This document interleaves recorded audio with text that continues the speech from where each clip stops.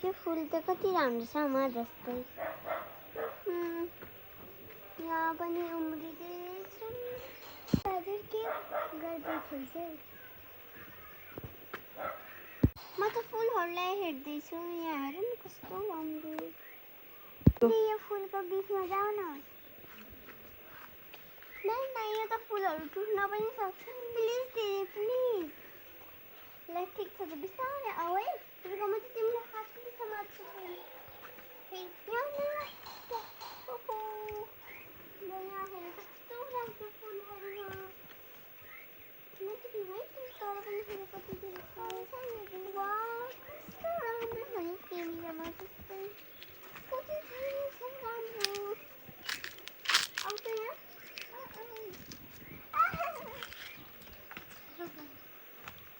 यो फुल पनि कस्तो राम्रो छ।